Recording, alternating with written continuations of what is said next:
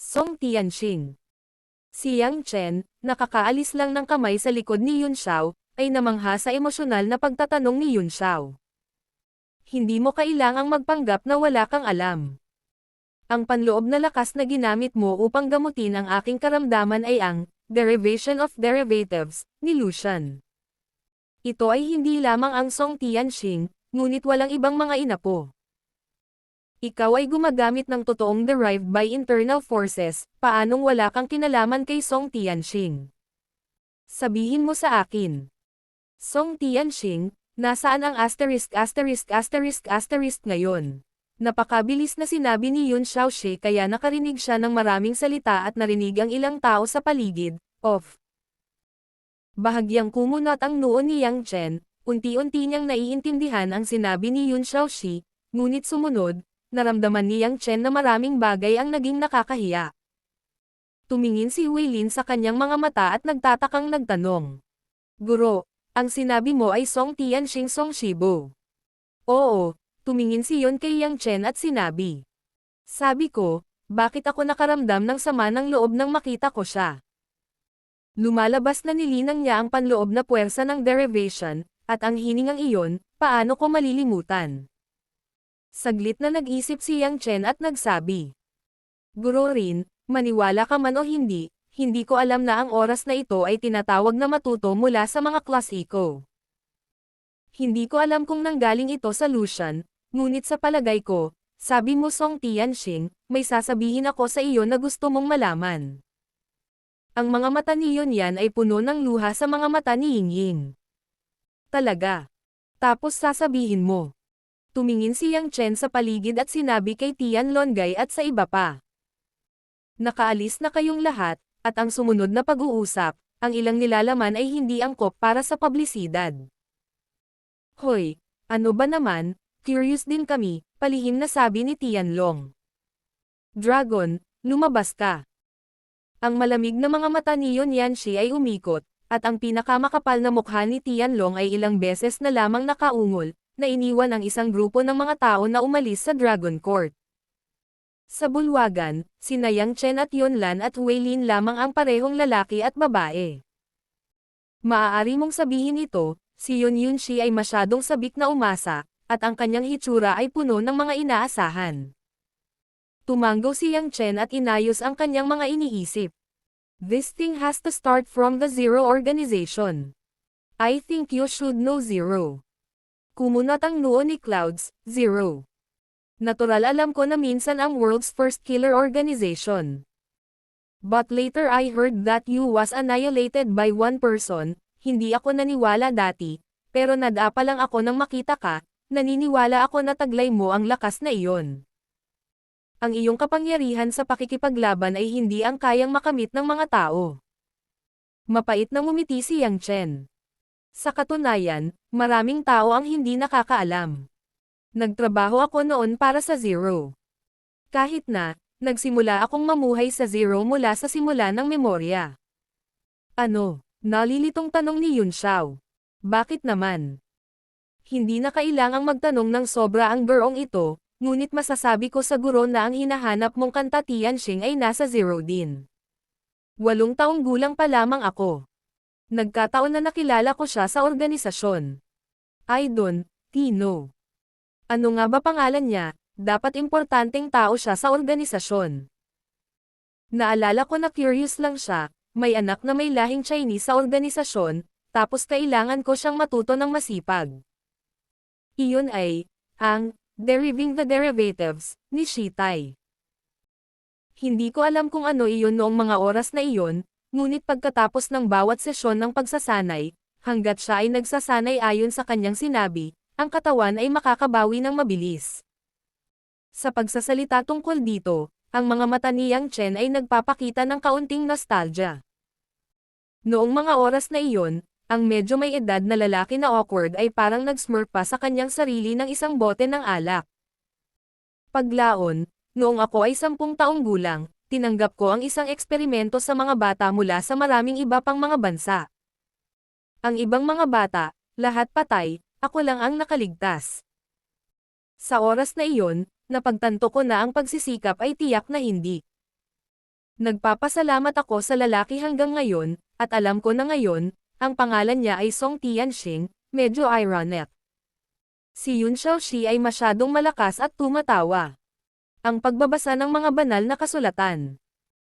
Ito ay isang kakaibang katangian ng mga nauna sa Lucian Mountain, ang henyo ng henyo, ang henyo ng henyo pagkatapos ng self-reformation, hindi lamang pinapayagan ang katawan na patuloy na magpatuloy.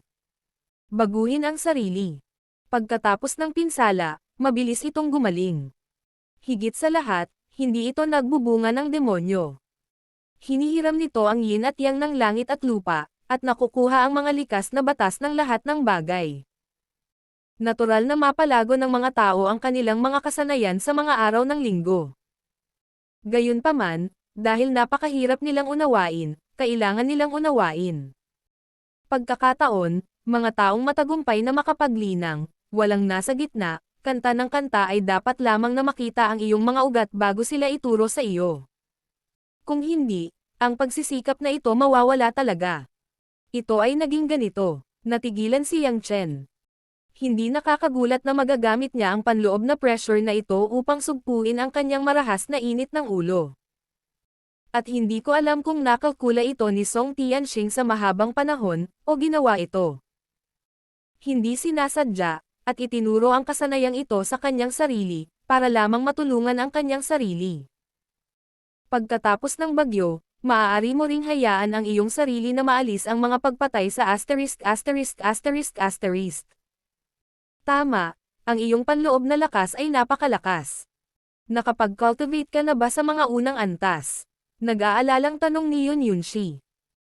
Ang ikawalong palapag, ngunit iyon ay 5 taon na ang nakakaraan, sa ngayon, hindi ko mahawakan ang threshold ng ika-9 na palapag. Nag-aatubili si Yang Chen. Ano? Ang ikawalong layer. Tumingin si Yun Yunshi sa mga halimaw at tumingin pataas at pababa kay Yang Chen sa pangkalahatan. 9 floors lang. Kahit na magkapatid Song, hanggang 7th floor lang sila nag-practice, hindi pa sila nakakalusot, ikaw. Bata ka pa tapos nasa 8th floor ka. Hindi. Nagtataka lang na binigyan mo ako ng labis na pagpapagaling, ngunit parang wala lang. Ngumiti si Yang Chen at sinabi.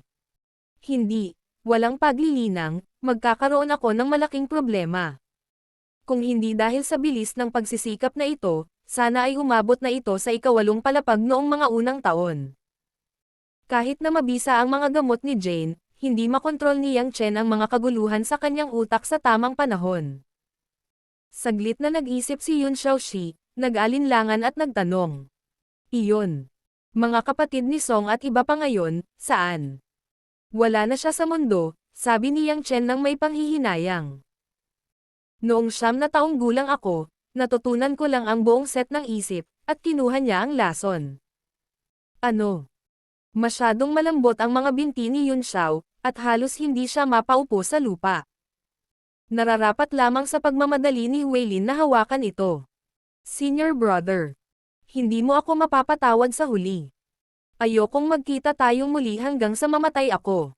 Ibinuka ni Yun Yunshi ang kanyang bibig sa sakit, tumulo ang mga luha sa kanyang mukha, umiiyak na walang magawa.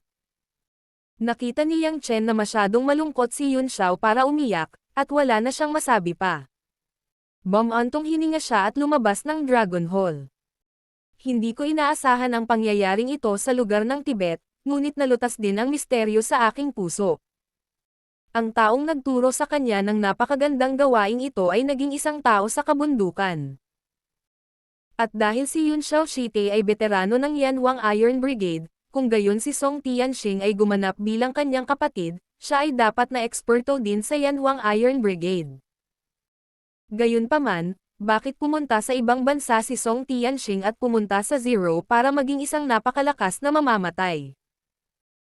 Isang serye ng mga tanong, nahihiya din si Yang Chen na hilingin sa umiiyak na patay na pumunta sa ulap, maaari lamang maghintay para sa kanya ng mas mahusay at pagkatapos ay subukang magtanong. Nakita ni Tianlong at ng iba pa na naghihintay sa labas ng pangunahing bulwagan si Yang Chen na lumabas, at hindi gaanong nagtanong kung ano ang sinabi sa loob. Isang ngiti lang iyon na nagpapasalamat kay Yang Chen. Pagkatapos ng lahat ng kanilang buhay ay iniligtas ni Yang Chen. Yang Dage, ang mga dahon ay puno ng mga problema sa ulo, at sa wakas ay nagkaroon ng pagkakataon na makabuo, bakit si Nanay at Maduway biglang nagde-detoxify? Hindi ba sila na coma? Ngumiti at ngumiti si Yang Chen. This is a little secret of mine. In short, after ko sila pabalaykan sa taas, nag-detox na sila. Nang dinala ni Yang Chen sina Mo Chani at Magwei Fang sa silid noong araw na iyon, ginamit nila ang sarili nilang dugo para lutisin ang mga lason at nag-iwan ng isang piraso ng papel. Sinabi lang nila na may dapat silang gawin, huwag kang mag-alala. Kahit na ito ay isang maliit na bagay para kay Yang Chen, ngunit ang kanyang dugo ay maaaring mag-detoxify ng mga bagay, si Yang Chen ay hindi gustong makisali sa lahat. Kung hindi sila natatakot sa mga lason, magkakaroon sila ng ilang mga pag-iingat. Hindi nila maaaring ilantad ng labis ang kanilang sariling mga card. Bagamat hindi sila natatakot sa anumang bagay, wala silang kakayahang kumuha ng kanilang sariling mga eksperimento bilang mga daga, ngunit ang mga tao sa kanilang paligid ay laging ligtas. Maliit na gas, ungol ng mga dahon. Lumapit si Tianlong at nakangiting nagtanong. Iyan, nandoon pa ang bola sa kamay mo. Bagay kay Venus ang bola. Ipakita mo sa akin. Umiling si Yang Chen at sinabing, walang silbi. Kapag ang pangunahing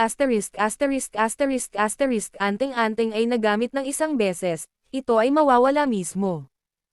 So evil. Hindi komportable si Tianlong. Makitid na sinabi ng bagyo sa gilid. Dragon, hindi ba't gusto mong makipaglaro kay Yang Chen? Hindi ka ba lumalaban? Namumula ang matandang mukha ni Tianlong, umuubo ng 2 beses, at tumingin sa kanyang pulso. Well, time is not early, babalik ako sa camp para maglinis at mag-impake. Pagkatapos noon ay agad na tinakasan ang umutot. Ang lalaking ito, hindi nagsuot ng relo para makita ang oras ni Mao. Sabi ng hangin at hindi nasiyahan. Madaling tumawa mula sa lahat, at ang Tsunami Lee Aisan ay nagpatuloy sa komunikasyon at nagpadala ng signal. Oo, alam ko, balik tayo ngayon. Pagkatapos makinig sa tsunami, sinabi ng lahat. Dumating ang mga general sa kampo, bilasan natin. Nang marinig ang salitang, General, nagulat ang lahat at nagmadaling pumunta sa kampo sa parehong direksyon. Nang makita si Yang Chen sa mga dahon, dali-dali niyang hinawakan ang kamay ni Yang Chen. Yang Dage, bilis, darating ang general. Ikaw ang bayani ng misyong ito, at tiyak na makukuha mo ang gantimpala ng general. Sino ang general? Tanong ni Yang Chen. Siyempre.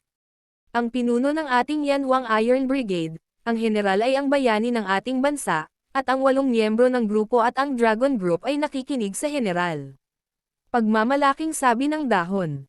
Ngumiti si Yang Chen at sinabi. Iyan din ang iyong pamumuno, hindi ang aking pamumuno.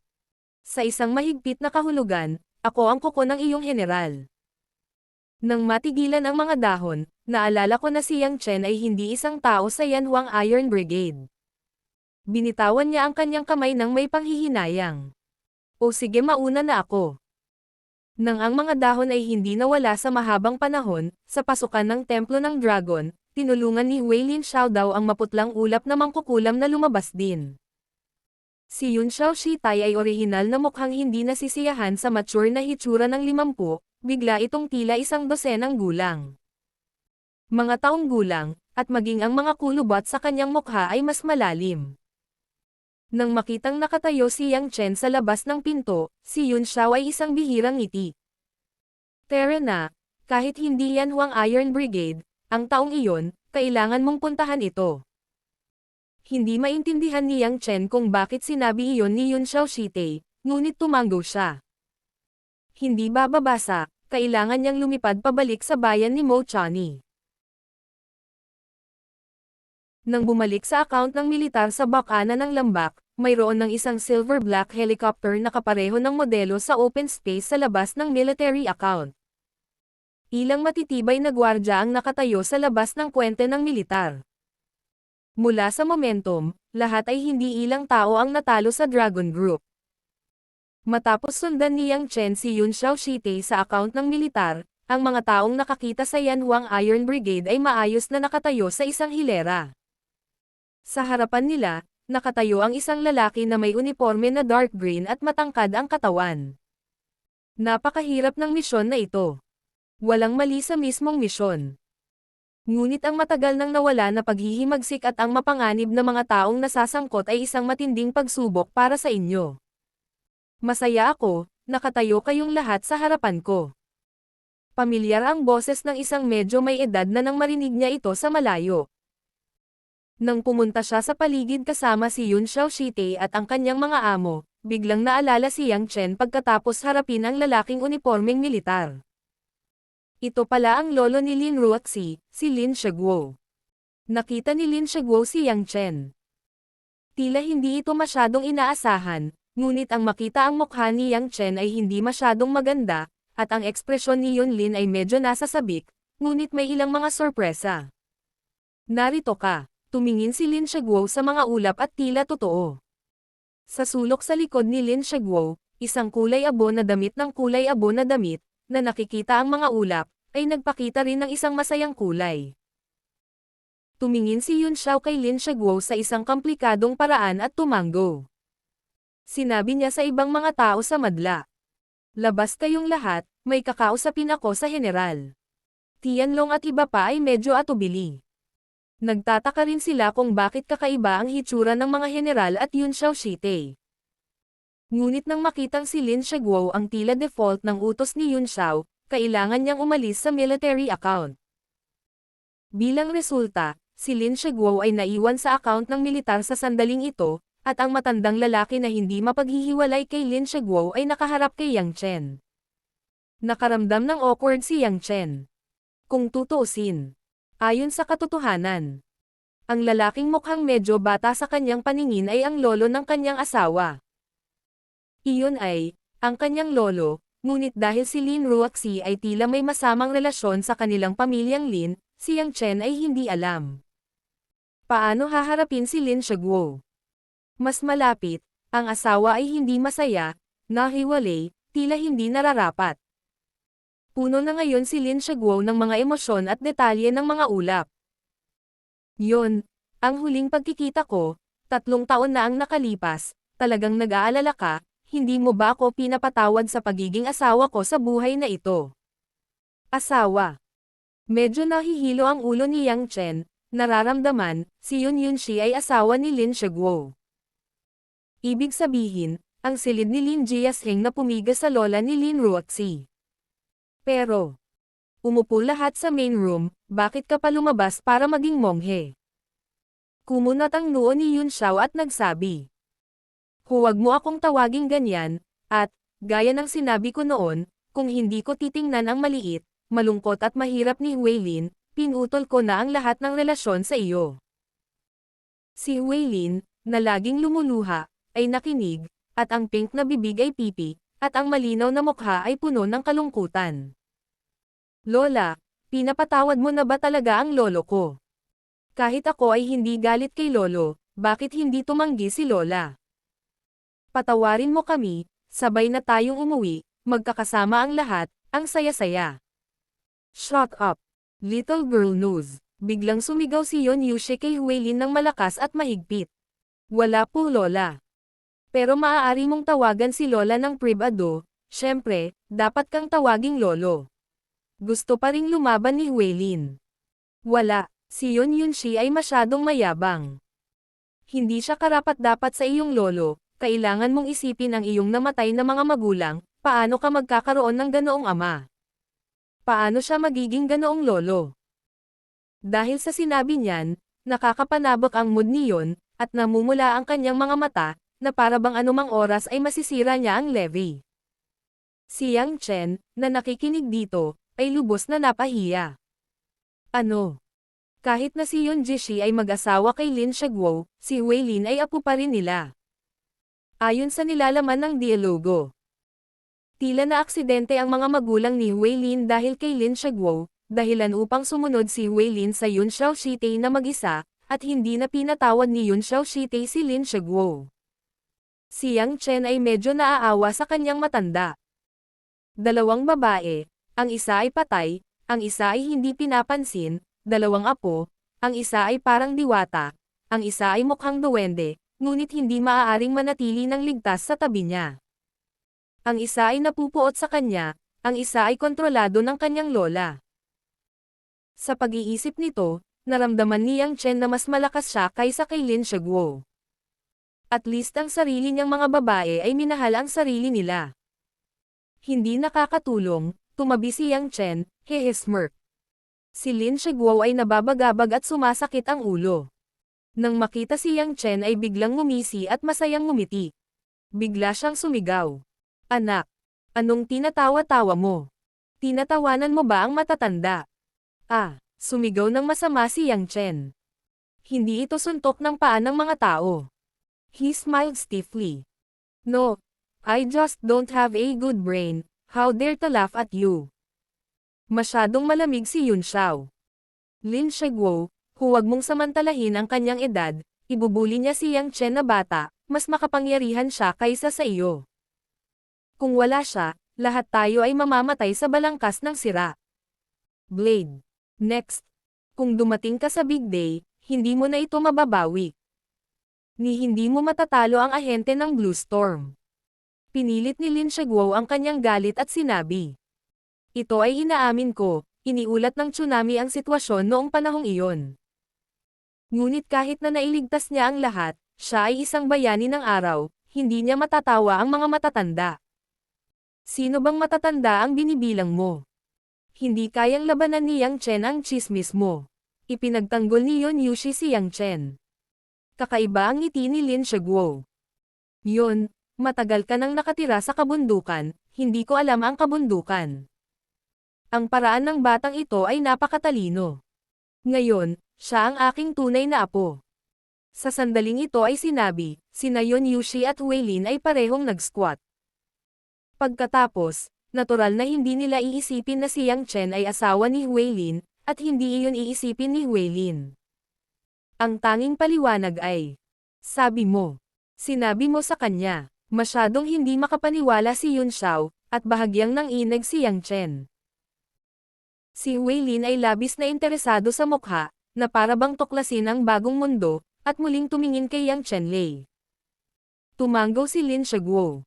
Oo, mag-asawa siya ni Ruoxi. Aminin mo man na si Yuner ay buto ng pamilya naming Lin, apo ko to, ang mabahong batang ito, natural, apo ko.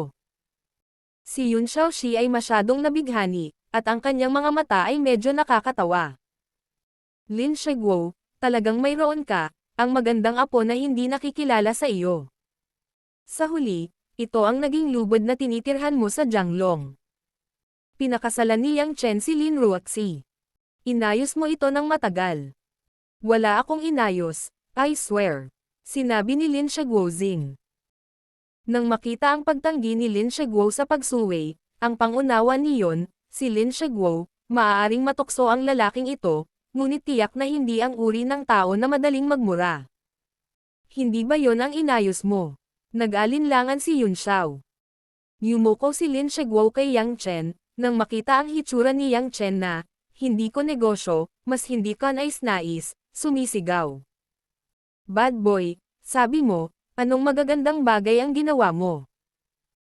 Nang makitang magkatinginan sina Yun Xiao at Huilin sa kakaibang tingin, palaging nagdurusa si Yang Chen sa masakit na dahilan sa likod ng kasinungalingan, at mapait na ngumiti. Sa katunayan, ako ay naguguluhan din. Ako ay lasing noong araw na iyon, at ako ay magkasama sa bar. Tapos bad mood siya, sobrang lasing, and the result.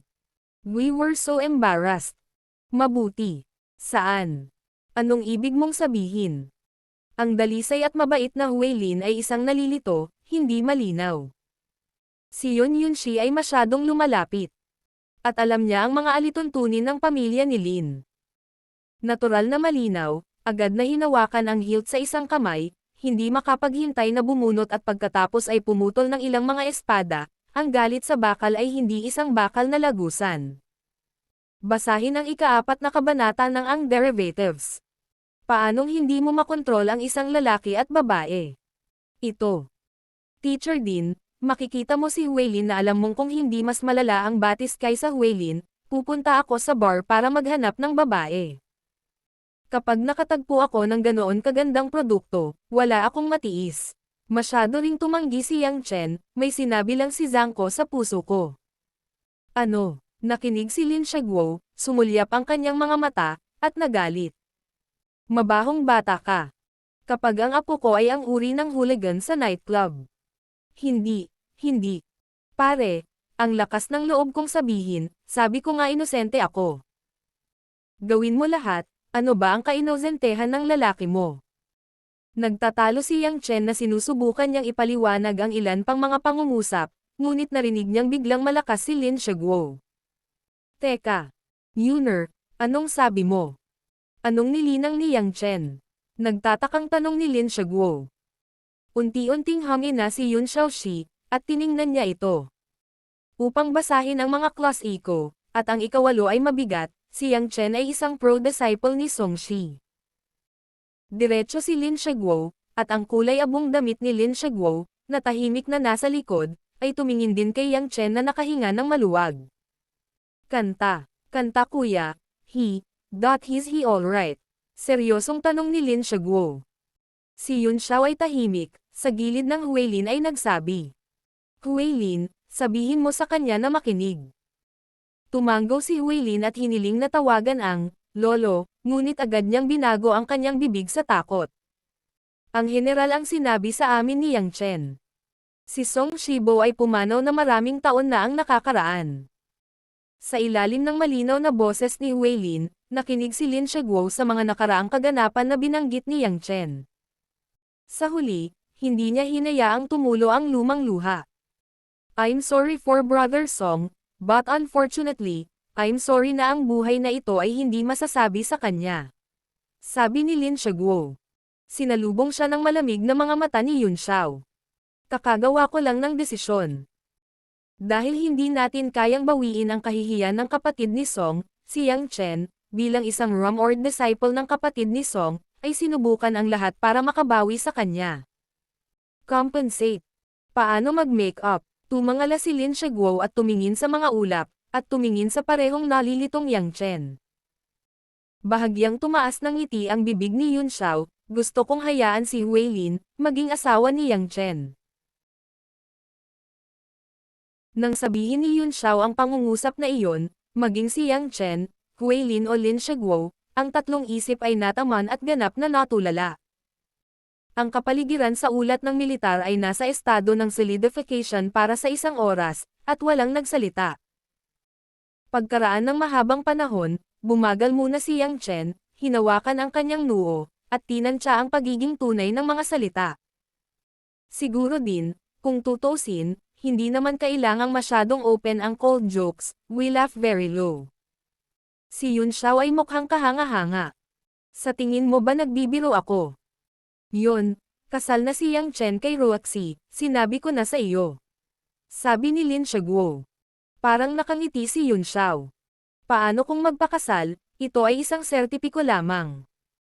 Magkasama sila dahil ito ay dahil ang batang babae ay sumusunod sa mga salita ng kanyang lola at sumusunod sa mga patakaran ng pamilya ni Lin bago nila mahuli ang mga itik. Sila ay ganito. Kasal, wala talagang emosyonal na pundasyon. Sumugod si Huelin sa pula, nahihiyang sumulyap kay Yang Chen, at sumugod sa ulap para magtanong ng sobra. Lola, paano mo ito magagawa? May asawa na siya, paano ko siya mapapangasawa? At kasama ko siya. Nakilala ko for the first time. Sabi mo walang emotional basis si Yang Chen sa asawa niya. Hindi ba ganoon din sa akin? Hindi pa rin ako kasing galing ng kasalukuyang asawa niya. Nang marinig ko ang mga salita ni Huelin, masayang ngumiti si Yun Xiao at ngumiti. Nagtanong si Yang Chen. Narinig mo ba? Sabi ni Huelin, unang beses pa lang niyang nakilala, walang emosyonal na pundasyon. Hindi maintindihan ni Yang Chen ang ibig sabihin nito, kaya tumango siya. Hindi mo maintindihan. Malungkot na sabi niyon. Ngumiti ng mapait si Yang Chen. Ano ang maiintindihan ko? Mukhang kulang pa ang alam mo sa isip ng babae. Hindi naman sinabi ni Huelin na hindi kanya gusto. First time lang daw niya nakilala. The feelings were not deep enough. This shows that gusto pa rin ni Xiao Tuto na makipagkita sa hinaharap at makita ang sitwasyon. Paliwanag ni Yun Xiaoxi. Huwag mong sabihin Yang Chen, kahit si Huilin ay natulala. Kung ang isang salita ay tinanggihan, ito ay ipapaliwanag ni Yun Yishitai, at ito ay magiging isang walang katapusang lihim na senyales. Lola, hindi ganito, umiiyak na sabi ni Huilin. Hindi rin maganda ang mukha ni Lin Shiguo. Yun, bakit mo ginagawa ito? Kung magkaibang magulang sina Zixi at Huilin, pero apo ko sila. Magkadugo sila, gusto mo habang buhay silang lalaki. Nakatayo sa tapat. Oo, si Yun Yunshi ay tumingin kay Lin Shiguo ng labis na sabik, puno ng galit at galit. Banibulagan ko ang aking mga mata at nagkamali ako, hinayaan lamang ang aking biolohikal na laman at manugang na babae, na mamatay sa ibang bansa, nang walang buto. Kung ito ay, para kay Huilin, lagi akong kasama, ngayon kaya ko nang tumayo sa harapan ko. Hindi ko alam kung saang lugar ka pinapunta. Hindi ko nahahayaang ulitin ni Huilin ang mga pagkakamali ng kanyang mga magulang. Now song brother in ang espiritu ng langit, hayaang lumitaw si Yang Chen sa aking harapan, hindi ko ibibigay ang kaligayahan ng apo sa apo ng babae. Napabuntong hininga si Lin Shiguo sa sakit. Kasalanan ko, ginawa ko sa kamay, binibigyan ako ng Diyos ng kabayaran. Narinig ni Huilin na nagsalita sina Yun Xiaoxite at Lin Shiguo sa akin, na nagpapakita ng kulay ng pagkagulat, at pagkatapos ay hinawakan ang manggas ni Yun Xiaoxite, humihikbi. Lola, ikaw, sabi mo tatay ko, sila ay. Hinaplos ni Yun Xiao ang mukha ng makinis na mukha ni Huilin at pinunasan ang mga luha sa kanyang mga mata. Huilin, hindi pa sinabi ni Lola sa iyo, natatakot ako na hindi mo ito matiis, ngunit sa ngayon, hindi ko kayang itago ang mga bagay-bagay, paglaki mo. Panahon na para unawain ang iyong sariling nakaraan at magpatuloy sa iyong hinaharap na buhay. Si Lola na ang bahala sa mga pasikot-sikot ng mga bagay-bagay, at sa harap mo at ni Yang Chen, hayaan mong makita mo, ang iyong tinatawag na lolo, ay isang anong uri ng mga kalakal. Pagkasabi, sumulyap si Yun Xiao kay Lin Shiguo nang walang pakialam at nagsimulang magsalita tungkol sa mga nakaraang kaganapan. Mahigit 40 taon na ang nakalilipas, sina Yun Xiao at Song Tianxing ay dalawang natatanging inapo ng sikat na Mengshan, habang si Lin Shiguo ay isang higanteng militar.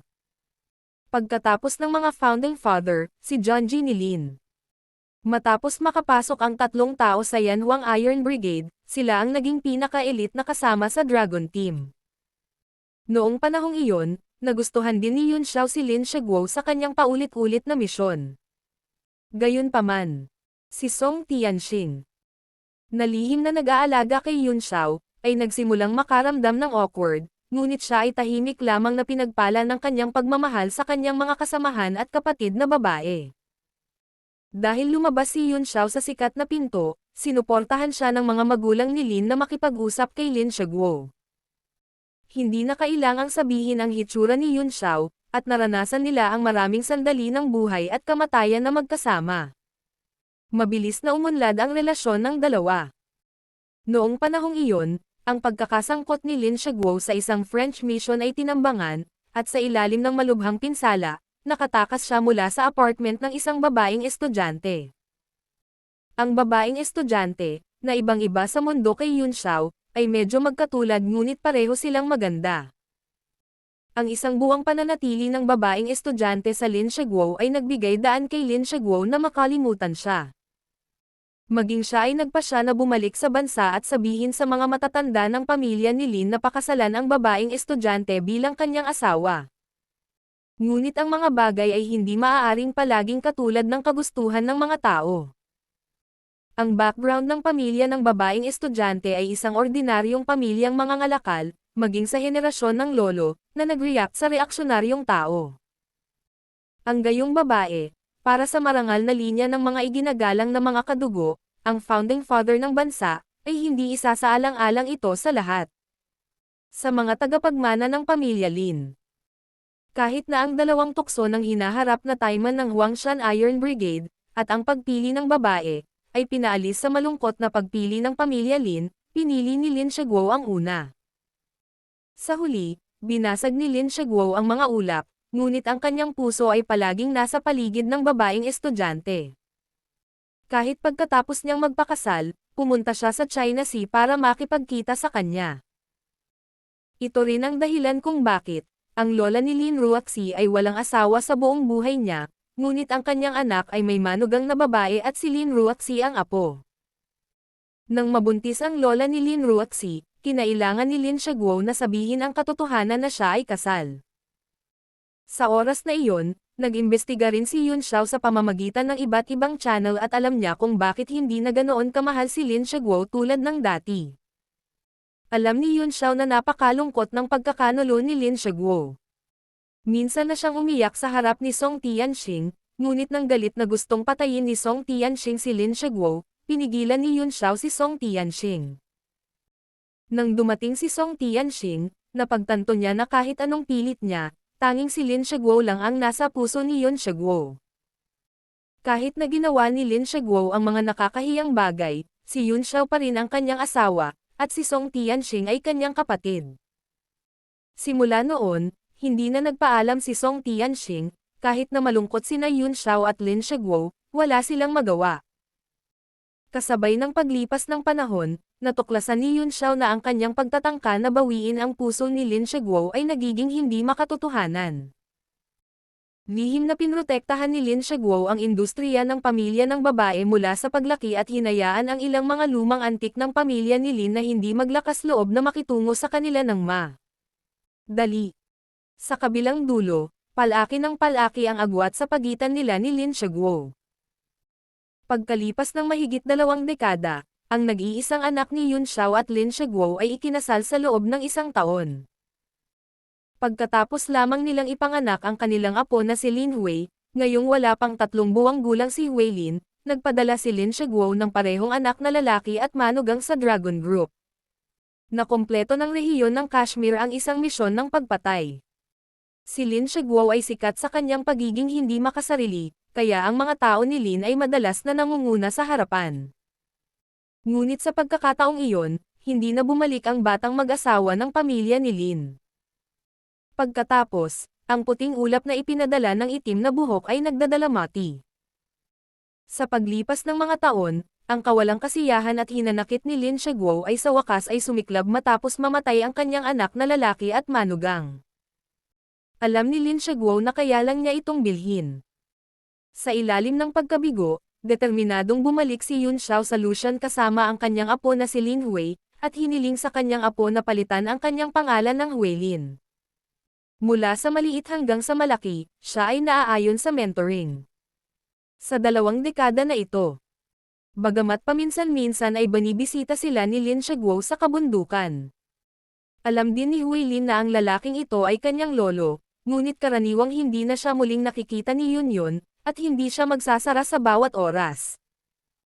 Ito rin ang refinement ng mga taong ito na unti-unting na-miss ni Yun Xiao ang kabutihan ni Song Tianxing sa nakaraan, at sobra ang utang niya kay Song Tianxing. Nakakalungkot na sa nakalipas na 20 taon, kahit mag-sorry ako, huli na ang lahat. Sa mahinang salaysay ni Yun Xiao, narinig ang presensya ni Yang Chen at Hui Lin. Sa wakas ay naunawaan ni Yang Chen kung bakit labis na galit si Lin Ruaxi kay Lin Shaguo. Mula sa pananaw ng mga lalaki, minamaliit din ni Yang Chen si Lin Shaguo. Marami siyang nagawa para sa bansa, ngunit hindi niya karapat-dapat na harapin ang 2 babaeng ito na labis na nagmamahal sa kanya. Siyempre, dahil sa mukha ng pamilya, at para lamang magbigay ng tulong sa karera sa dilim, ang apo ay lumaki, walang pakialam, ito ay talagang hindi patas kay Lin Ruaxi. Para kay Hui Lin, ang pagkamatay ng kanyang mga magulang ay sanhi ng kanyang lolo. Bagaman ito ay hindi direkta, ito ay masyadong nakakasakit ng puso. Bukod dito, ang aking lolo ay palaging may gusto sa ibang mga babae. Para sa kanyang pagkabata, sinabi niya na ang kanyang lola ang pinakamamahal na kamag-anak, si Hui Lin, sapat na upang galitin ni Hui Lin si Lin Shaguo. Huwaylin, pinayagan ka ni Lola na pumunta sa asawa ni Yang Chen, at hindi lang gustong suklian ang kalungkutan ng kapatid ni Song. Nakita mo rin ngayon, ang talento at lakas ni Yang Chen, maging ang mundo, ay maaaring hindi hihigit sa kanya mga kabataan. Isa pa, hindi siya kasing kayang-kaya ng ibang kabataan.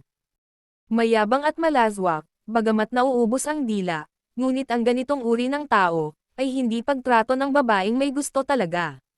Malaki ang kahalagahan ng wika. Nakinig si Yang Chen, at masaya ang puso ko. Mukhang masyadong naiintindihan ng girong ito ang mga tao, at sinabi ang 1% ng lahat ng kanyang mga pakinabang. Namula si Huwaylin at nagmura. Lola, alam kong mabuti ka para sa akin, pero may asawa na siya, hindi ko siya papayagang hiwalayan, at hindi naman niya ako gusto. Palihim na lumapit kay Yang Chen. Ngumiti si Yun Xiao at lumingon at nagtanong. Yang Chen, may kasal na ba kayo ni Lin Ruoxi? Oh. Hindi. Hinawakan ni Yang Chen ang kanyang ilong at matapat na sinabi. Heng, ngini siya ni Yun Xiao, alam ko, paano maisapubliko ang gayong kasal, katumbas ng pagsasabing kasal ka, maliit na grupo lang ng mga tao ang nakakaalam. Sa kasong ito, tayong Huwaylin ay ganap na makakalaban, dapat ako huwag mong isipin, mas masahol pa ba ang Huwaylin natin kaysa kay Lin Ruoxi? Tumangala si Yang Chen kay Lin Shiguo at nakita si Lin Shiguo na nakalubog sa pagmumuni-muni.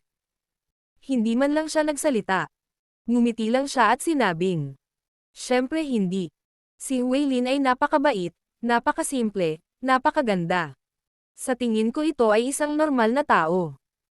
Tumanggo si Yun Xiao na may kasiyahan, at si Huwaylin, na nahihiyang uminit ang ulo, ay nagsabi. Huwaylin, makinig ka, sinabi niya na mabait ka, simple, at pagkatapos ay sasabihin mong maganda ka. Ipinapakita nito na pinahahalagahan niya ang iyong puso higit pa, mayroon ka pa bang dapat ipag-alala? Ano? Gagawin nito?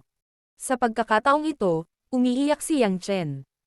Ang martial arts ng Yun Xiao Shite ay hindi ang master level. Hindi ko alam ang master level, pero talagang master ang mastery ng media. Ipinaliwanag ni Yun Shi na napaka-unpredictable na natagpuan na ng maliit na tiyahin ni Huwaylin ang hilaga, at tila totoo pa rin ito. Natigilan si Zai sa mga mata ni Yang Chen at pagkatapos ay tumalikod at hindi nagsalita. Sa wakas ay nagsalita muli si Lin Shiguo sa oras na ito. Mukhang napagod na siya. Yun, tama ka, asawa man o matanda, utang ko sa envy, lalo na sina Huwaylin at Ruoxi, hindi ako magaling. Gumagawa ng puso ng lolo, kahit bata pa sila, hindi sila nagyakapan. Ginamit ko. They use too much official business as an excuse for myself. Gayunpaman, mukhang mas masahol pa ako sa mabahong batang ito. Sinabi, tumingin si Lin Shiguo kay Yang Chen, at nagsabi. Hindi ka dapat ipagmalaki. Kahit na mas mahusay ka kaysa sa akin. Ngunit hindi mo iniisip na hindi ko alam. Ang iyong anak ay hindi lamang dapat pakasalan si Ruoxi, kundi pati na rin sabihin na mas mababa kaysa sa 3 ang manliligaw, bawat isa ay malagkit, sa tingin mo kaya mo kaming ipanalo. Tahimik na sinabi ni Yang Chen. Wala akong intensyon na itago ito. Sa madaling salita, hindi ko ibibigay ang alinman sa kanila. Ano? Alam na lang ni Yun Xiao Shite na malalim ang kilay at nakalok. Ano ang ibig mong sabihin dito? Gusto mo bang maging emperador? Sa China lang kami nagsasanay ng monogamy, pagtataksil ka sa asawa mo. Tandang padamdam panipi. Nang matapos na makinig si Huwaylin, ang mukha na kanina lang nahimate ay biglang kumupas, at ang mga talukap ng mata ay natatakpan ng isang layer ng tubig na ambon, at siya ay bamulong. Walang magawa si Yang Chen. Teacher, hindi ko sinasadyang itago ang lahat ng ito sa simula pa lang. Hindi mo ako binigyan ng pagkakataong sabihin ito. Hindi ko talaga kayang maging masunurin. Pero may asawa pa rin ako. Sa totoo lang, kung hindi man lang ako tinanong ni Ruoxi tungkol sa mga bagay na ito, wala akong dahilan para sabihin sa kanya ang lahat tungkol dito. Minsan, kung hindi ko alam ang isang bagay, maaari akong mabuhay ng isang mas mahusay na buhay. Siyempre, ito ang dahilan kung bakit ayaw ko. Ang dahilan kung bakit hiniling ng guro na malunod si Huailin, ay talagang hindi mas mahusay kaysa sa iyong asawa. Ang lakas ng loob mong gawin akong biro. Matalim na tinitigan ni Lin Shaguo si Yang Chen. Masyadong malamig si Yun Xiao, tama siya, kahit papaano ay naglakas loob siyang aminin ang sarili niyang asterisk, pero palihim mo lang niloloko si Momo. Yun. This is not the same thing at all. He has to respect the elders at least. Not to mention that this is about the happiness of my two apo, how can I easily let this kid? Sabi ni Lin Shaguo. Sinabi ni Yun Xiao na may paghamak. Si Huailin lang ang apo ko Naive, sa iyo lang si Lin Ruoxi, at hindi siya makikilala ng ibang mga tao sa pamilya ni Lin. Inaalala ko lang ang mga pangyayari sa buhay ni Huailin, at wala akong pakialam sa ibang mga bagay. How can you become so inhumane? Ganito ka dati. Lahat ito ay sinaktan ng iyong Han. Nang makita na ang binatang ito Naive ay sobrang awkward sa harap ng kanyang mga apo. Lubos na nababatid ni Yang Chen ang tinatawag na mag-asawa, ang maliit na Cold War sa pagitan nila ni Lin Ruoxi, ang ugat ay ang maliit na bagay ng balat ng Jimo Garlic. Gayunpaman, ang isa sa kanila ay ang half-master ng guro, ang isa ay ang lolo ng kanyang asawa, at hindi siya masyadong naiinis na tapikin ang asterisk at umalis. Lolo. Huwag kang maingay. Sa oras na ito, sa wakas ay hindi nakatiis si Huailin, at abala siya sa paghila kay Yun Xiaoshite. She dissuaded and said, kung napakaingay mo, wala kang malulutas. I will decide my own things. You will do this again, I will. I will ignore you. Pagkatapos noon, sumigaw si Huailin at tumakbo palabas ng military account na may luha. Hoy! Huailin! Huailin! Bumalik ka! Ilang beses sumigaw sina Yun Xiaoshite at Lin Shaguo, ngunit hindi tumakbo pabalik si Huailin. Sa sitwasyong ito, ang mga mata ng dalawang matandang tao ay muling napunta kay Yang Chen, at hinihiling ko na sana ay matanggal na ang buhay kay Yang Chen. Maghintay ka, Yang Chen, tuturuan kita sa maruming disipulong ito sa ngalan ng aking mga kapatid. Hinding-hindi ko hahayaang magpakasal ang asawa ni Huailin sa labas. Sabi ni Yun Xiaoxi at sumunod. Ang military account, gusto kong hanapin si Huailin. Nanlumo si Yang Chen, hindi niya sinabi na pakakasalan niya si Huailin. Paano siya nagsimulang pamahalaan ang kanyang sariling mga tao? Bukod pa rito, bagamat itinuro ni Song Tianxing sa kanyang sarili ang makapangyarihang panloob na lakas ng isang man, hindi niya kailanman nagawang pamahalaan ang kanyang sarili. Huminga ng malalim si Lin Shaguo at tinitigan si Yang Chen. Sinabi niya, hindi mo na kailangang isipin ito. Alam kong ikaw ay isang inger na hindi makakain ng mga buto. Kung talagang gusto mong maabot si Huailin sa iyong kamay, ang aking dalawang apo ay kailangang magdusa. Sa pagkakataong ito ay ang aming kapabayaan, hindi isang napapanahong paghihimagsik. Ito ay isang bagay din para sa iyo, ngunit ito ay isang magandang bagay para sa iyo.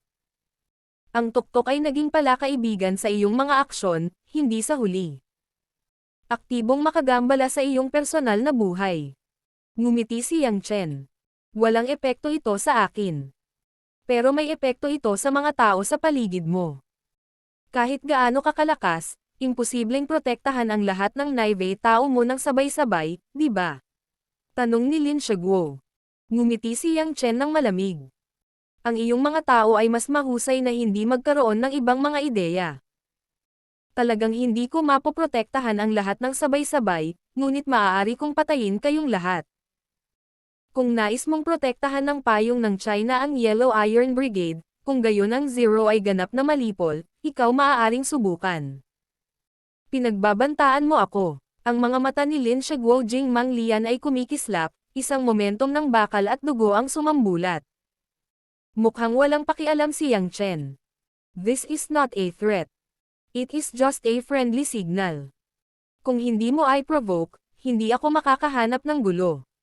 Ang taong nakatayo sa taas mo ay dapat na malinaw na malinaw. Nandyan ang asterisk asterisk asterisk asterisk ng God of God. Kung hindi mo ako lusubin, wala akong magagawa sa'yo. Matagal na binago ni Lin Shaguo ang kanyang hitsura at tumango. Nakahanda na ang helicopter para sa iyo. You have to leave, you can always. Salamat. At marami pang iba. Bumalik si Yang Chen sa kalahati, ano? Kung kaya mo, medyo nalungkot si Lin Shaguo. Kung kaya mo, sana matulungan mo akong hikayatin si Ruoxi. Hanggat payag siya, mapipilitan ko siyang kilalanin ang kanyang mga ninuno at bumalik sa Lin family sa halip na isang tao. Kung ang duckweed ay karaniwang wala sa daan. Humalaklak si Yang Chen at sinabing, unti-unti kong naiintindihan kung bakit ayaw sa iyo ng asawa ko. Ang gusto niya ay hindi ang tinatawag na ninuno na bumalik sa mga ninuno, ngunit sapat na, upang tunay na umiral sa mga nakatatanda sa kanyang buhay. Hindi siya nag-iisa, kamag-anak niya ako. Pagkatapos noon, lumabas si Yang Chen sa account ng militar. Tiningnan ni Lin Shaguo ang pag-alis ni Yang Chen, at siya ay natigilan ng mahabang panahon. Bumantong hininga siya at sinabi, Gray, ano ang tama niya? Ang kulay abo na Amerikana na tahimik na nakatayo sa sulok ay tahimik at nagsabi, sa tingin ko mayroong ilang katotohanan. Pwede bang huwag akong lapitan ni Ruoxi, paano ako magiging parang elder? Napabuntong hininga si Lin Shaguo. Guro, mula sa kapanganakan ni Miss Ruoxi hanggang sa kasalukuyan, mahigit 20 taon na ang nakalipas, ngunit ang oras na magkikita kayo ay mahigit kalahating oras. Sa tingin ko, kung walang oras si Miss Liu, isipin mo kung talagang tinatrato siya ng master. Gray na daan. Matapos makinig kay Lin Shaguo, nahulog siya sa pagmumuni-muni. Mula sa account ng militar, nawala sina Yun Xiaoshite at Wei Lin. Ang mga tao sa Yanhuang Iron Brigade ay nakatayo sa gilid ng armadong helicopter. Pinaghahampas pa nila ang mga baril na nakabenda lang at naupo sa stretcher. Napangiti si Yang Chen. Nandito kami para makita ka, salamat sa tulong mo sa bansa. Ang tsunami, na naging bagong pinuno, ay nagsabi kay Yang Chen. Nakipagkamay si Yang Chen sa kanya. Ayokong gumawa ng mga katangahang bagay sa hinaharap. Iyan ang yin ng sirang talam, walang pangalawang sirang talam sa hinaharap. Malaking paaayse. Sana nga, nakangiting sabi ni Yang Chen. Nagsama-sama ang mga dahon at nahihiyang sinabi. Yang Dage. Sa ngalan ko. Humingi ng paumanhin kay Mo Ate at Madazhaw. Maghahanap ako ng mga pagkakataon sa hinaharap at pagkatapos ay humingi ng paumanhin kay Mo Ate. Iniistorbo kita. Ang mga dahon ay biglang dumulas sa katawan, at ang dalawang kamay ay bumukas at yamakap kay Yang Chen, pagkatapos ay mabilis na bumitaw at umatras. Nagtawanan ang lahat at namumula ang mga dahon. Nagpaalam si Yang Chen sa lahat, at pagkatapos ay hindi na siya makapaghintay na sumakay sa eroplano at bumalik sa Kunshan Village. Pagkatapos ng lahat, si Mo Chani sa bahay ay sabik ng lumingon. Gayunpaman, hindi iisipin ni Yang Chen na bilang karagdagan sa Yanhuang Iron Brigade, may isa pang tao na nakatayo sa isang tagong sulok, pinapanood siyang umalis sa kampo, at ang kanyang mga mata ay hindi mapakali. Sa Kunshan Village, si Mo Chani ay nakaupo sa kahoy na hagdan sa pintuan. Hawak ang isang mobile phone sa kanyang kamay, at ang isang pares ng magagandang mata ay tumingin sa direksyon ng pinto, ang kanyang mukha ay nalulumbay, at kung ano ang nasa kanyang bibig. Patay na Yang Chen, mabahong Yang Chen, hindi ko na alam kung paano pa ako tatawagan, sinasabing babalik ako kaagad. Hindi pa ako bumabalik hanggang ngayon.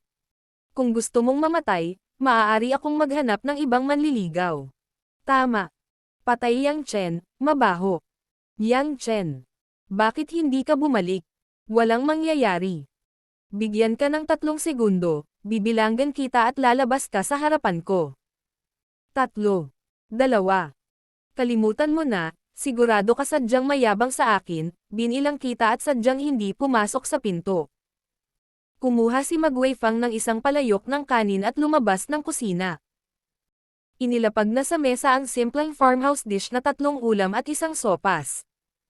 Nang makita niya ang kanyang anak na nakaupo sa pintuan, natigilan siya at hindi napigil ang mapangiti. Nie, ganito ka. Ano ang ginagawa ng Diyos, hindi ka binibigyang salita ni Yang Yang, kain muna tayo. Nanay, tumayo si Mo Chani at sinabing may nag-aalalang tingin. Paano ka nakaka-relax? Sa pagkakataong ito ay halatang nakakahiya ang sitwasyon, bakit parang hindi ka nag-aalala kay Yang Chen? Zizizi, nakangiting sabi ni Magwei Fang. O pamangkin ko, mahigit 10 taon na akong hindi bumabalik. Pag-uwi ko, sinabi ko sa lalaki ko na dumating ang nanay ko. Hindi ibig sabihin. I mean. Bueno, sabi ni Magwei Fang na nakangiti. Alam kong nababalisa ka, at ang aking ina ay nababalisa, ngunit ang aking ina ay bumaba sa loob ng maraming taon, at naiintindihan ang katotohanan. Ang mundong ito ay isang walang kwentang bagay, at ngayon may magagawa tayo. Manatili lang sa bahay. Alam ni Mo Chani na ito ang katotohanan, ngunit ang kanyang puso ay palaging mahirap magpakatatag. Dahan-dahan siyang pumunta sa mesa at umupo. Kinuha niya ang pagkain ni Magwei Fang para sa kanya at kinain ito sa isang maliit na subo. Hindi napigilan ni Magwei Fang na matawa. Nizi, kumakain ng gulay, paano ako makakakain ng white rice mag-isa? Nay, ibinaba ni Mo Chani ang pinggan at tumangala at sinabing, hindi ako kumakain, pupunta ako sa nayon at hihintayin si Yang Chen. Ikaw, itong bata, bakit ka nahihiya? Hindi lahat sinabi sa'yo. Teka, balisa, pare-pareho ang resulta. Hinikayat ni Magwei Fang na manghikayat. Umiling si Mo Chani. Not the same. Sana bumalik si Yang Chen dito. Ang una kong nakita ay ako. Nakita ko na naghihintay ako sa kanya. Nakita kong nag-aalala ako sa kanya. Mag-isa lang siya sa iba't ibang sitwasyon. Sa mga panahon ng panganib, may nakatayo sa likod niya na naghihintay sa kanya. Sa tingin ko sa ganitong paraan, mas magiging masaya siya kaysa makita akong kumakain dito ng ligtas. Nang sumulyap si Magwei Fang, nakita niyang tumayo si Mo Chani at naglakad palabas ng pinto. Itong utu-uto na babaeng ito, tahimik na bamantong hininga si Magwei Fang. Ngunit nang bubuksan na ni Mo Chani ang pinto na hindi nakalock ay itinulak palayo sa labas. Ngumiti si Yang Chen at sumaludo gamit ang isang kamay. Xiao Chen Chen, hindi mo kailangang pumunta sa nayon, gaano kalayo ang daan. Nang makita ito ay nagdadalamati. At hindi nagtagal ay napalitan ang kanyang mga iniisip sa isang pinahihirapang mukha, si Mo Chani ay medyo nababalisa, hindi makapaghintay na umakyat at sumampal ng ilang sampal. Gayunpaman, sa sandaling gusto kong abutin ang kamay ni Yang Chen. Nang hahawakan ko na sana si Yang Chen, lumingon ako sa leeg ni Yang Chen, at ang malambot at magaan na katawan ni Mo Chani ay mahigpit na nakadikit. Si Yang Chen, ang punyal na nakasandal sa dibdib ni Yang Chen, ay tahimik na pinatibay ang sandaling ito. Inabot ni Yang Chen ang singsing at niyakap ang baywang ni Mo Chani. Ang malambot na haplos ay nasiyahan siya sa higpit. Pinagkrus ng mga daliri ang damit at hinimas ang likod ni Mo Chani. Tinapik-tapik niya ito at ngumiti. Okay. Nanunood pa rin ang biyenan ko. Hindi na ako babalik. Kapag umiyak ako, ibubuli kita. Inangat ni Mo Chani ang kanyang ulo at pinakawalan ang leeg ni Yang Chen. Ang kanyang mga mata ay namumula at nanghihina dahil sa mga luha. Binabuli mo ako, walang tunog, nag-iiwan ng maliit na note para umalis, hindi pa rin nakakalusot ang telepono. Gusto mo hayaan akong mag-alala tungkol sa pagkamatay mo, sinasadya mo akong binubuli. Medyo komplikado ang sitwasyon, ngunit talagang hindi ko sinasadyang mag-alala ka, mapait na ngumiti si Yang Chen. Wala akong pakialam, kailangan mong bayaran ako, sabik na sabi ni Mo Chani. Compensation. How to compensate? Tanong ni Yang Chen. Napabuntong hininga si Mo Chani at biglang lumapit. Dalawang talulot ng mayaman at matangkad na labi ang direktang nakalimbag sa bibig ni Yang Chen. Sa harap ng biglaang sigla ng magandang babae, natulala lang si Yang Chen at nasiyahan sa tugon. Kalahating araw. Sinasabi na ang haba ay hindi mahaba, sinabing maikli at maikli, iniisip ni Mo Chani si Yang Chen sa kanyang puso, ang mental na kalagayan ay masikip, at ito ay talagang hindi komportable. Siya ay natatakot na si Yang Chen ay may kaso, at ang kanyang mga emosyon na hindi pa nabubunyag ay papatayin sa duyan. Sa makatuwid, nang sa wakas ay nakauwi si Yang Chen ng ligtas at naamoy muli ang pamilyar na amoy na ito, ang sigasig ni Mo Chani ay marahas na napukaw.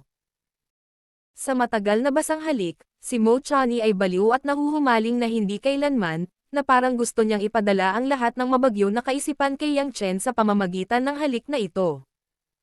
Sa hindi kalayuan, si Ma Guifang, na humalik sa mga kabataan, ay may masalimuot na hitsura. Ang biolohikal na anak na babae ay nasa harap ng kanyang mukha at niyakap ang isang lalaki, na ikinalugod ng kanyang ina. Mayroong ilang mga punto na naghihirap mula sa pagkawala. Nang halikan ito ni Mo Chani at tila napagod, nakaramdam na siya ng init at emosyonal, at nang hindi siya makatayo, sa wakas ay naghiwalay ang dalawa. Tiningnan ni Yang Chen ang babaeng may peach blossom sa ilalim ng kanyang mga mata, at para siyang asol na babae.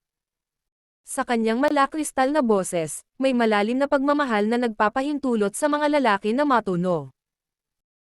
Iniisip ang narinig ko sa labas ng pinto, ang serye ng magagandang iniisip ni Mo Chani, hindi napigilan ni Yang Chen na halikan ng maingat ang maliwanag na noo ni Mo Chani. Ang ganda ng babae sa panahong ito. Hinaplos ni Yang Chen ang buhok ni Mo Chani at naamoy ang mabangong halimuyak sa katawan na naaninag niya dahil sa kanyang emosyon. Nakangiting tanong niya. Mo Chani, kailan ka naging napakaganda? Noong nakaraang linggo, kahapon, ngayon pa lang.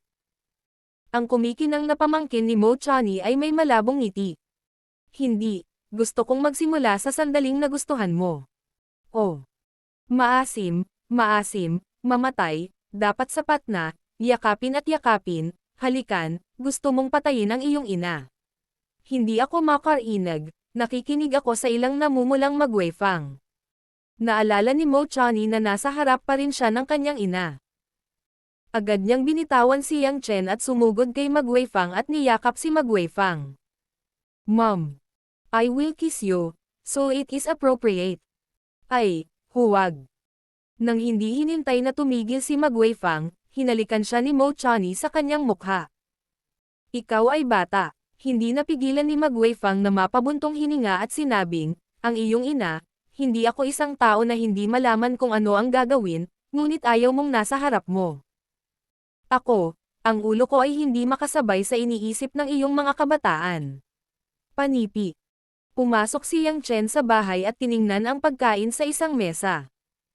Ngumiti siya at sinabing, Ma, kain na tayo, masarap, pero laging kulang. Sabi niya, ngunit napapikit din si Mo Chani.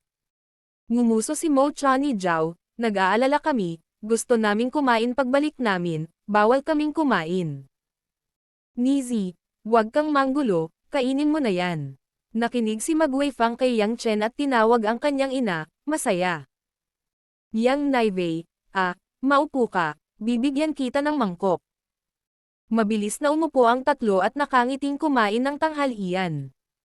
Hindi tinanong ni Ma Guifang at Mo Chani si Yang Chen kung ano ang gagawin, hindi sinabi ni Yang Chen, tila ito ay isang tahimik na pag-unawa, ang pakiramdam ni Yang Chen ay napakasaya. Half-eaten, may naisip si Mo Chani, tinanong si Ma Guifang, Nay, paano kung pupunta ako sa China para manirahan, may problema ba? Binigyan ni Ma Guifang si Yang Chen ng chopsticks na manok at ngumiti at sinabing, Nizi, hindi kasama mo si nanay sa China, Nay, ayaw ko pang sumama. Bakit, may nahihirapan ba? Nag-aalalang tanong ni Mo Chani. Umiling si Ma Guifang at sinabing, tiyak na gustong makasama ni inay. Laging masaya para sa mga bata na samahan sila. Ngunit tiyak na hindi ngayon, lahat kayo ay may trabaho, Nay, makapaglilinis at maglinis lang kayo. Pinakamarami. Umorder ng pagkain. Hindi pamilyar si nanay sa buhay sa Zhonghai, nakakasawa ito, maraming mga taga-bayan dito, maaari kayong mag-chat ng magkasama. Nay, matanda ka na, hindi pwedeng ganito ka palagi. Alam ni Mo Chani na nagsasabi ng totoo ang kanyang ina. Sa malaking lungsod, si Magwei-fang na walang trabaho ay malungkot. Kaya kailangan mong magsaya, sabi ni Magwei-fang na may malalim na kahulugan. Kung mayroong isang bata o kung anuman, maaari mo akong bigyan ng kwelyo, kung gayon hindi ako mag-asawa. Sa oras na iyon, saan ka nakatira? Anak. Agad na naunawaan ni Mo Chani ang kahulugan ng kanyang ina.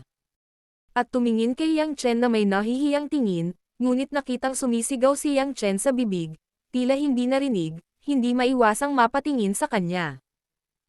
Yang Naivei, dahan-dahan kang kumain, huwag magsinungaling, uminom ka ng sabaw, sabi ni Magwei-fang. Malabong sabi ni Yang Chen habang ngumunguya. Nay, mas masarap ang mga lutuin mo kaysa doon sa restaurant. Iyon ay, bagaman ang mga gulay sa bundok ay simple, ngunit natural, sabi ni Magwei-fang na may kasiyahan. Nang makita ni Mo Chani ang larawan ng kanyang ina at Yang Chen. Natural na masaya ang puso, ngunit sa parehong oras naisip niya na ang kanyang tunay na sitwasyon ay isang third party, at hindi niya maiwasang mabigat sa kanyang puso. Sa oras na ito, isang malaki at mainit na kamay ang dumampi sa hita ni Mo Chani mula sa ilalim ng mesa at marahang tinapik ito ng 2 beses. Tumangala si Mo Chani at nakitang mag-isa ang mga mata ni Yang Chen para gumaan ang pakiramdam niya. Oo. Napakalakas niya, dapat may paraan. Napakaraming bagay ang kanilang naranasan ng magkasama, dumating na nga ang dulo ng kamatayan, maghihiwalay ba sila para sa ganoong bagay? Sa pag-iisip nito, tumira si Mo Chani. Dahil hindi naman mahaba ang oras ng pag-alis sa dagat. Kaya pagkatapos na manatili sa Kunshan Village ng isang gabi, kinaumagahan, kinuha ng dalawa ang kanilang mga bagahe at nagpaalam kay Magwei-fang. Habang nasa daan, nagbigay si Yang Chen ng kaunting pag-amin sa mga dahon at iba pang bagay, ngunit hindi nagpaliwanag, hinayaan lamang na maunawaan ni Mo Chani ang sitwasyon. Hindi gaanong nagtanong si Mo Chani, bagamat siya ay naguguluhan, ngunit hanggat alam niyang walang magiging problema, pagkatapos ay gumaan ang loob niya.